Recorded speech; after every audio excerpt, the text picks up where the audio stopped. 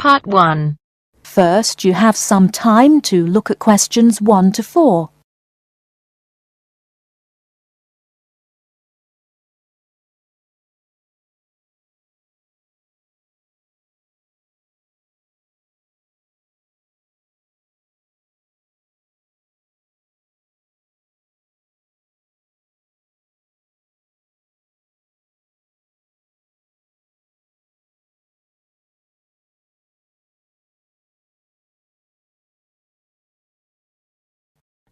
Listen carefully and answer questions 1 to 4. Hello, I am a new student here. Hello, what can I do for you? Can you tell me what the student union does? Well, we're part of the National Union of Students, who represent students' interests across the country. We provide services for all students at this college. What kind of services? There are advisors and welfare staff, entertainments, sports clubs, union societies, meetings, campaigns, and special interest groups. We offer everything from ballroom dancing to karate, jazz, and political debates. Sounds great. How can you help overseas students? As I've said, we have welfare officers who are used to the sort of problems overseas students may have. They know where to get advice on a particular situation, or basically give whatever help is asked for. I am from the Philippines, and I hope I can meet other Filipino students who are here. I play chess and many sports, especially badminton, basketball, and wrestling. Please, can you tell me how to find out about these things? There is a Filipino society at the college. Regular meetings take place and lots of social activities are organized, such as meals, plays, and dances. The society is made up of Filipino students and other students who have an interest in the Philippines. And what about the sports? Does the union offer the ones I'm interested in? Yes, we do. There are basketball and wrestling teams. If you want to play in one of the college teams, you have to go along to training sessions and compete for a place.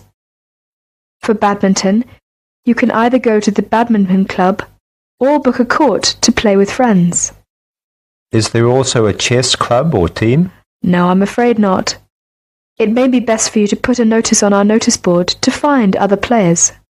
Will that cost me anything? No, it's a free service available to all students, but you have to give your notice to a union officer first, so that it's fair for everyone who wants to use the notice board. I only have a room for 1 month at the moment. I need to find a house or a flat to live in near the college. Are you able to help me with any accommodation problems? There are always rooms available in shared flats or houses on our notice board. The college has some of its own accommodation, and you can also apply for these. If you have any problems at all, you should talk to one of the student union's welfare officers, who can give specialist advice on accommodation. Thank you for your help. You're welcome. Now would you mind helping us?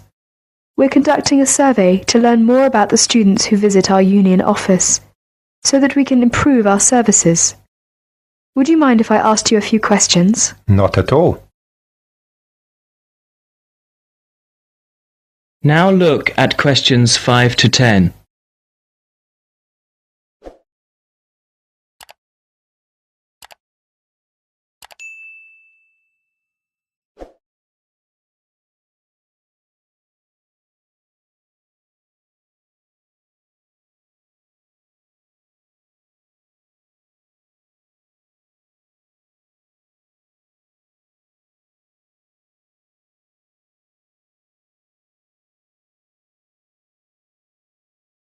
As you listen to the student's conversation with the union officer, fill in the spaces 5 to 10 on the form.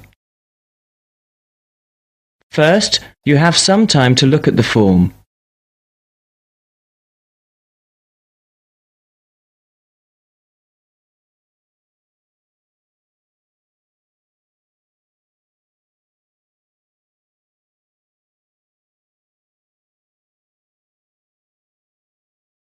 Now listen carefully and fill in gaps 5 to 10.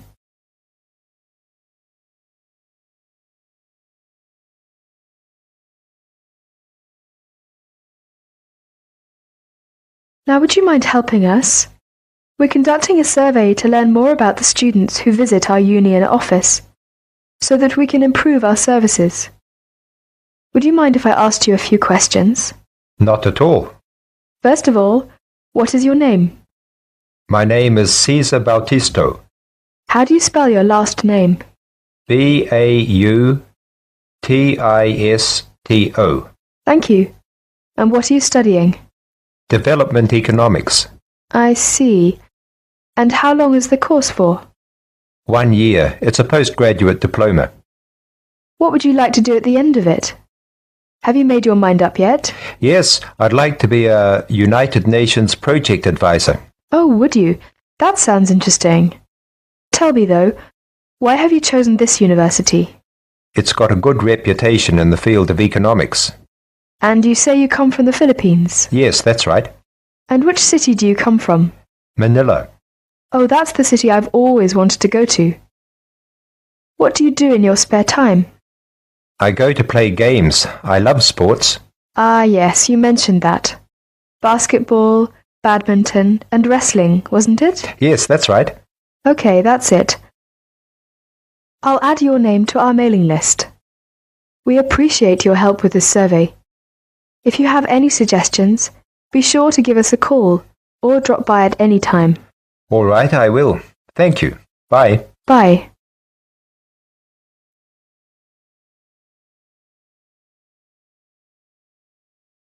That is the end of part 1. You now have half a minute to check your answers.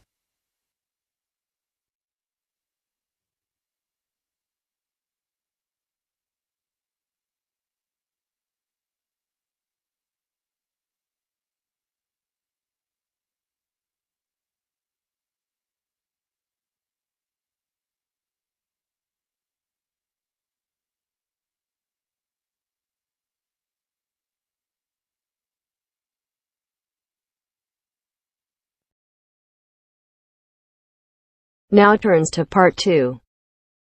Part 2. Everyone knows that we have achieved a huge amount in terms of space exploration. First, you have some time to look at questions 11 to 16.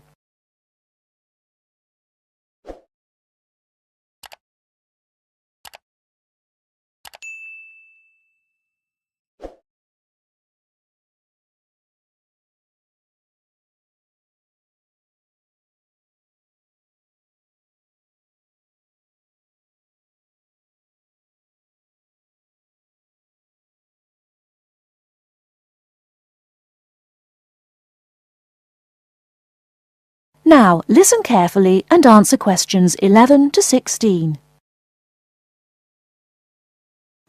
Everyone knows that we have achieved a huge amount in terms of space exploration. The space race between ourselves and Russia went on for nearly 20 years, but we were the first to land a man on the moon. At that time, the space race was very close, and the Russians very nearly got to the moon before us. For me, the most exciting invention, and the invention that really showed we were ahead in the space race, was the reusable space shuttle. It was first successful in 1981 and has since been used on many missions. The reusable shuttle can carry astronauts on space missions and can serve as a laboratory in which to conduct experiments. It can be used to transport equipment to space stations or to collect or repair satellites. The shuttle carries between 5 and 7 crew members. When a mission is complete, the shuttle fires thrusters, which propel it back into the Earth's atmosphere. It then glides down to make its landing. Before you hear the rest of the talk, you have some time to look at questions 17 to 20.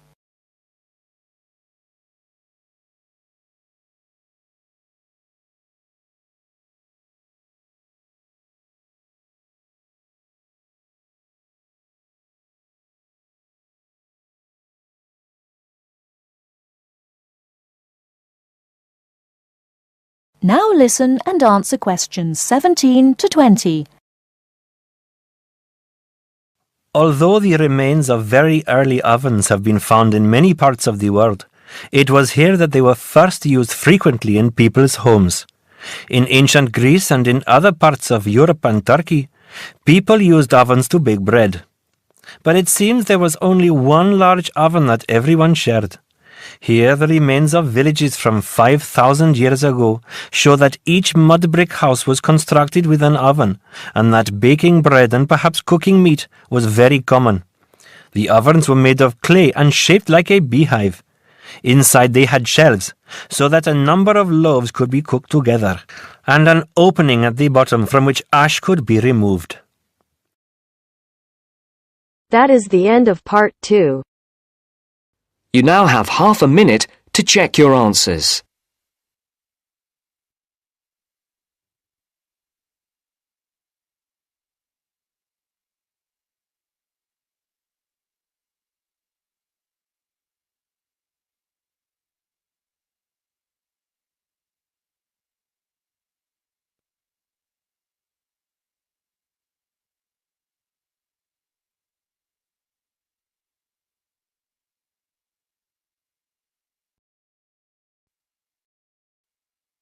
Now turns to part 3. Part 3. You are going to hear a conversation between a student and a tutor. First, you have some time to look at questions 21 to 25.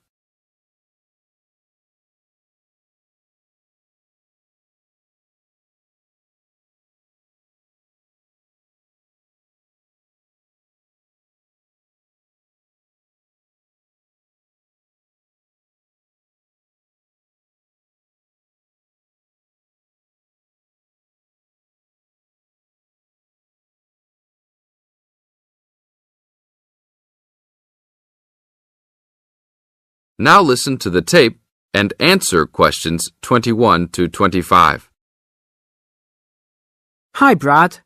I was wondering if you have time to answer some of my questions about my upcoming test. Sure, no problem, Jeff. What is it that you're having problems on? Well, it's for my English final. We have to prepare a 5-minute speech to present in front of the whole class, including the professor. So I'm a little bit worried. Is there any specific topic, or can you do it on whatever you want? It has to have something to do with the origins of English literature. I'm thinking of doing it on Shakespeare, but I bet many other students will have the same idea. That's fine. Don't worry if others are doing the same thing. As long as you do a good job, that's all that counts. A good professor will grade all students fairly. You really think so? I suppose Shakespeare is the most famous author, so it should be fine. Besides, Shakespeare has so many works. You only have to choose a couple of them and talk about those. I guess you're right. Do you have any advice about how to prepare a speech? First, you need to select your topic. Have you done this yet? Yes, I have lots of information on Shakespeare. Good. Next, you should do a research on a specific topic. Do you have a deadline for which to turn in your speech topic? The deadline is next Tuesday. So you should have a detailed outline of what you will say by then. Do not just turn in a piece of paper saying Shakespeare on it. That will not give your professor any idea as to what you will be talking about. Okay, so you think I should write out an outline of my speech? Of course! Writing your speech out in outline form is essential. No one could give a speech from scratch. Even the president must refer to his outline when giving a speech. An outline will give you a good structure to base your speech on. Now look at questions 26 to 30.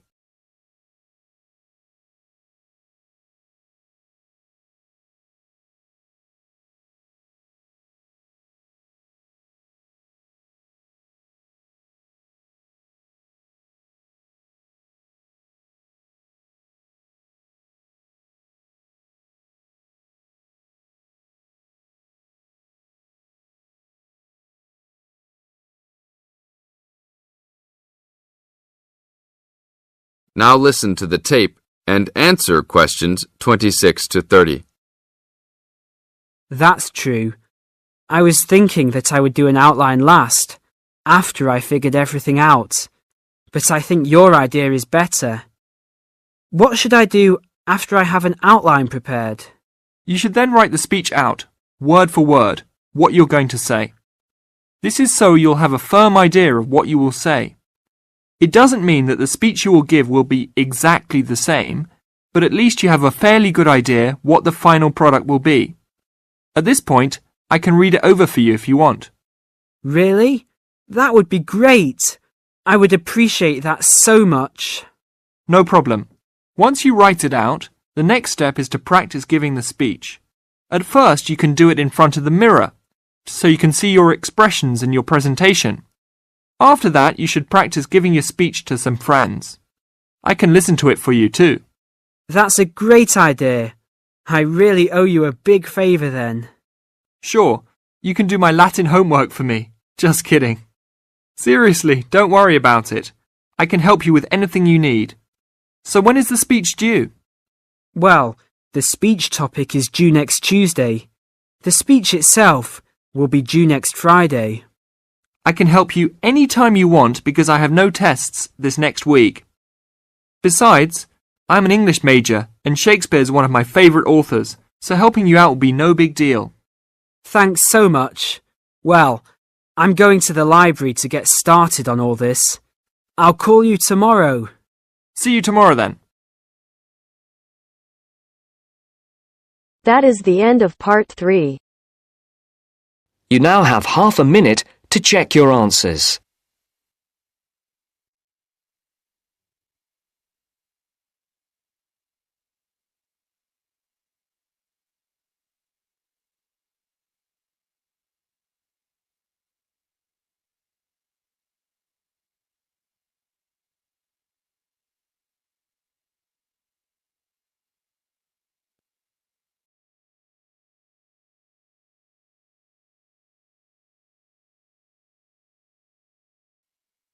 Now turns to part 4.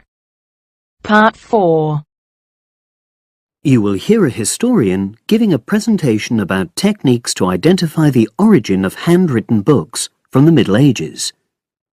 First, you have some time to look at questions 31 to 40.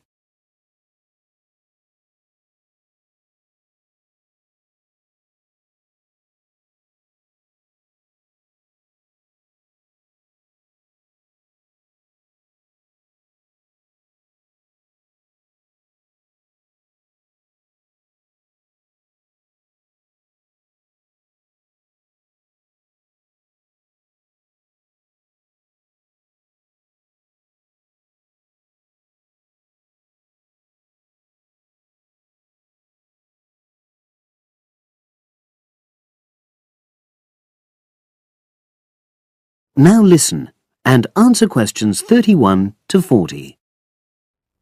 My presentation today is on how the science of genetics is being used to shed light on the origin of manuscripts, anything written by hand, produced in the medieval period, that is, the period between the 5th and 15th centuries AD. As many of you know, thousands of medieval handwritten books still exist today. Some of them have a clear provenance, that is, we know exactly where and when they were written. But the origin of many manuscripts has been a complete mystery, that is, until 2009, when geneticists started using DNA testing to shed light on their origins. But before looking at the new research, I need to explain something about the way the manuscripts were produced, particularly what they were written on. Virtually all were written on treated animal skins, and there were essentially two types. The first was parchment, which is made of sheepskin. It has the quality of being very white, but also being thin. It has a naturally greasy surface, which meant it was hard to erase writing from it. This made it much sought after for court documents in medieval times. The second type is vellum, which is calfskin. This was most often used for any very high-status documents because it provided the best writing surface, so scribes could achieve lettering of high quality. So, once the animal hides had been chosen, they had to be prepared. Where the right materials were on hand, the skins were put into large barrels or vats of lime, where they were agitated or stirred frequently. But if lime wasn't available, then the hides were buried. Both these techniques were designed to cause the hair to slough off and the skins to become gelatinous and therefore more flexible. The next stage was to put the hides on stretcher frames and pull them very tight. While on the frame, they were scraped with a moon-shaped knife in order to create a uniform thickness. For parchment, that was the end of the process. But for vellum, there was an additional stage, where it was bleached in order to achieve the desired color.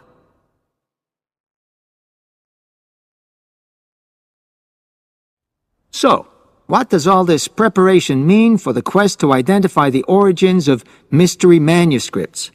Well, until recently, the only way historians and other academics were able to guess at origins was either through the analysis of the handwriting style or from the dialect in which the piece was written.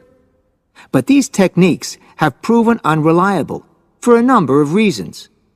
It was thus decided to try to look at the problem from a different angle, to start from what is known, that is, the small number of manuscripts whose origins we do already know. Because these parchments and vellum are both made from animal hides, it was possible to subject them to DNA testing and to identify the genetic markers for the date and location of production. From this was created what is known as a baseline. The next stage was to test the mystery manuscripts, finding their DNA characteristics, and then making comparisons between the known and the mystery scripts. Genetic similarities and differences enabled the scientists to gain more information about the origins of the many manuscripts we had known virtually nothing about up to that point. Now you might ask, what are the potential uses of this new information? Well, obviously, it can shed light on the origin of individual books and manuscripts. But that's not all. It can also shed light on the evolution of the whole of the manuscript production industry in medieval times. And because that was such a thriving business, involving very large-scale movements right across the globe, the new data in turn help historians establish which trade routes were in operation during the whole millennium.